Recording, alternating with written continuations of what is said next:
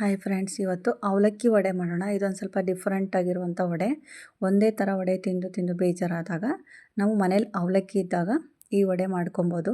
ನೋಡಿ, 1 ಕಪ್ ಅವಲಕ್ಕಿ ತೊಗೊಂಡಿದ್ದೀನಿ. ಅದಕ್ಕೆ 1 ಕಪ್ ಮೊಸರಲ್ಲಿ ಫಸ್ಟ್ ಇದನ್ನು ತೊಳ್ಕೊಂಬರ್ತೀನಿ. ವಾಶ್ ಮಾಡ್ಕೊಂಬಂದಾದಮೇಲೆ 1 ಕಪ್ ಮೊಸರು ಹಾಕ್ಬಿಟ್ಟು ಅದು ನೆನೆಯೋಷ್ಟಷ್ಟೇ ನೀರು ಹಾಕಬೇಕು. ತುಂಬ ನೀರು ಹಾಕಿ ಇಡಬಾರ್ದು, ಯಾಕಂದರೆ ನೀರು ಜಾಸ್ತಿ ಇರಬಾರ್ದು. ಅದು ನೆಂದಾಗ ಬರೀ ಅವಲಕ್ಕಿ ಮಾತ್ರ ನೆಂದಿರಬೇಕು, ನೀರಿನ ಅಂಶ ಇರಬಾರ್ದು. ಅದಕ್ಕೆ ಇಷ್ಟು ನೆನೆಯೋಷ್ಟಷ್ಟೇ ಹಾಕಿ ಅದನ್ನು ನೆನೆ ಇಟ್ಬಿಟ್ಟು ನಾವು ಈರುಳ್ಳಿ, ಸಬ್ಸಿಗೆ ಸೊಪ್ಪು, ಕೊತ್ತಂಬರಿ ಸೊಪ್ಪು, ಹಸಿಮೆಣ್ಸಿನ್ಕಾಯಿ, ಶುಂಠಿ, ಕರಿಬೇವಿನ ಸೊಪ್ಪು ಮತ್ತು 1 ಕಪ್ ಕಡಲೆ ಹಿಟ್ಟು ತೊಗೊಂಡಿದ್ದೀನಿ.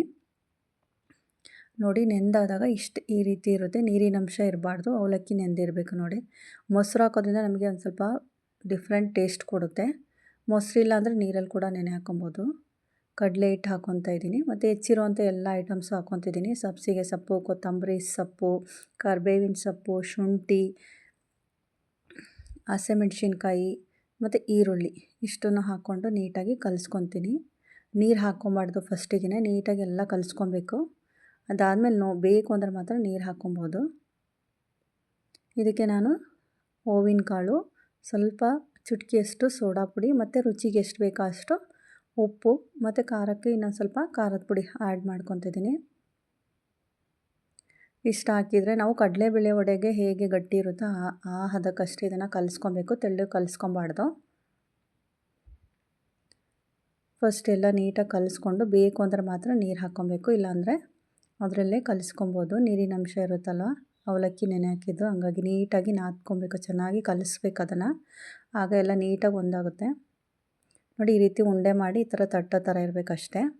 ಕಡಲೆಬೇಳೆ ವಡೆನ ನಾವು ಹೇಗೆ ತಟ್ಟಿ ಹಾಕ್ತೀವೋ ಆ ರೀತಿ ಮಾಡೋದು. ಇದು ಸ್ವಲ್ಪ ಮೀಡಿಯಮ್ ಫ್ಲೇಮಲ್ಲೇ ಬೇಯಿಸ್ಕೊಬೇಕು. ಸ್ವಲ್ಪ ತೆಳ್ಳಗೆ ತಟ್ಟಿದರೆ ಚೆನ್ನಾಗಿ ಕ್ರಿಸ್ಪಿಯಾಗಿ ಬರುತ್ತೆ.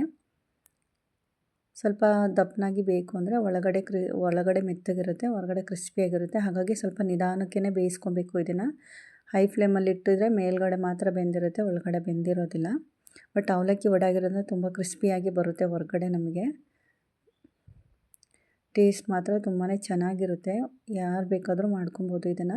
ಮನೇಲಿ ಅವಲಕ್ಕಿ ಇದ್ದರೆ ಮಾಡಿಬಿಡ್ಬೋದು ಬೇಗನೆ. ನೋಡಿ, ಈ ರೀತಿ ಕೆಂಪಗಾದಮೇಲೆ ನಾವು ತೆಗೆದ್ರೆ ನಮಗೆ ಅವಲಕ್ಕಿ ವಡೆ ರೆಡಿಯಾಗಿದೆ. ತುಂಬ ಈಸಿಯಾಗಿ ಮಾಡ್ಕೊಬೋದು. ಸ್ವಲ್ಪ ಡಿಫ್ರೆಂಟಾಗಿರುತ್ತೆ ಅಲ್ವಾ, ಟೇಸ್ಟ್ ಕೂಡ ಡಿಫ್ರೆಂಟಾಗಿರುತ್ತೆ. ಒಂದು ಸಲ ಟ್ರೈ ಮಾಡಿ. Thank you.